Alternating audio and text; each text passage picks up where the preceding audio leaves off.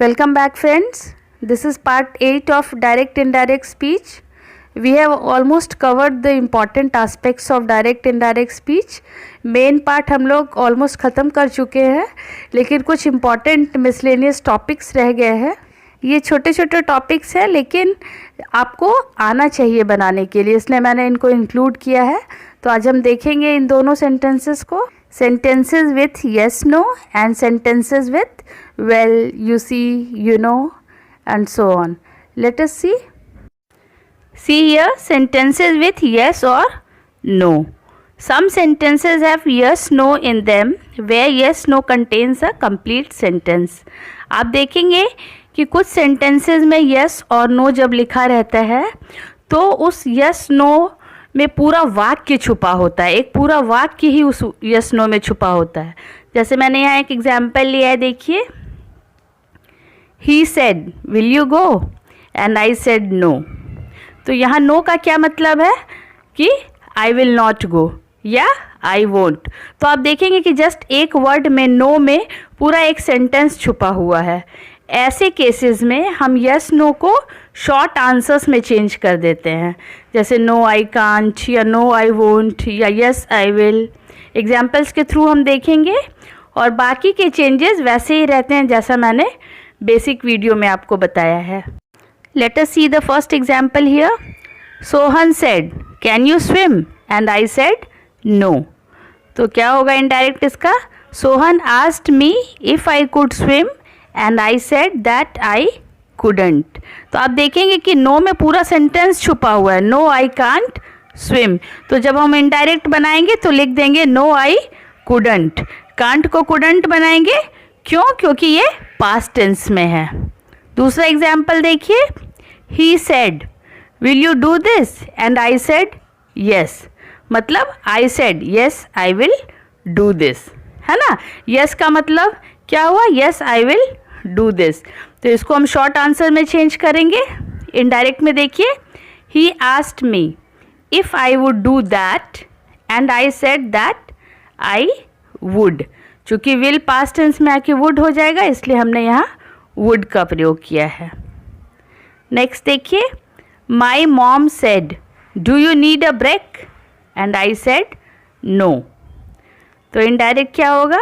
My mom asked me if I needed a break and I said that I didn't.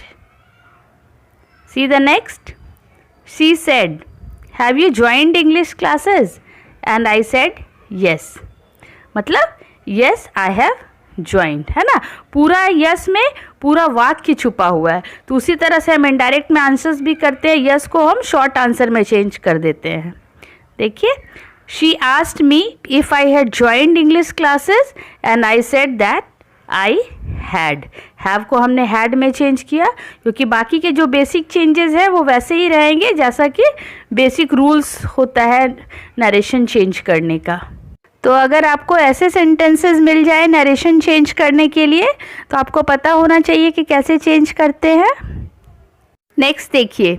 Sentences with well, you see, you know etcetera, है ना. कभी कभी आपको ऐसे sentences में मिलेंगे जिसमें कि well, you see, you know, so, okay ऐसे वर्ड्स लिखे होंगे इन्वर्टेड कॉमास के अंदर, लेकिन उन वर्ड का कोई स्पेशल अर्थ नहीं होगा.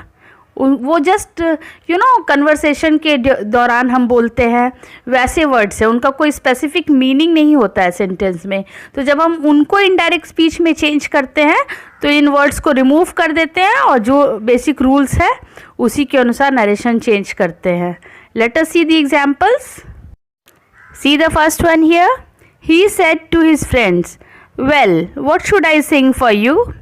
तो आप देखेंगे कि सेंटेंस में वेल का कोई खास मतलब नहीं है, जस्ट कन्वर्सेशन के लिए बातचीत करने के लिए वेल का प्रयोग किया गया है, कोई स्पेसिफिक मीनिंग नहीं है. तो जब हम इनडायरेक्ट में चेंज करेंगे तो इसको हटा देंगे.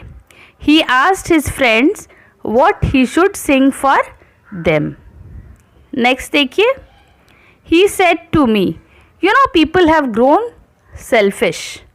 तो इनडायरेक्ट कैसे बनाएंगे? यू नो को हटा देंगे और जनरल रूल फॉलो करेंगे. He told me that people had grown selfish. Next देखिए. She said to me, you see I have to finish it before leaving the office. तो इनडायरेक्ट कैसे बनाएंगे? She told me that she had to finish it before leaving the office. You see को हटा देंगे हम। एक और example देखिए, he said to Reema, so do you like this place. तो सो क्या है, यहाँ पे इसका कोई अर्थ नहीं है, इसलिए हम इसको हटा देंगे। He asked Reema whether she liked that place. तो इस तरह से हम ऐसे सेंटेंसेस का नरेशन चेंज करते हैं। See you soon with more such topics. Till then, keep enjoying and keep learning in English. Thank you.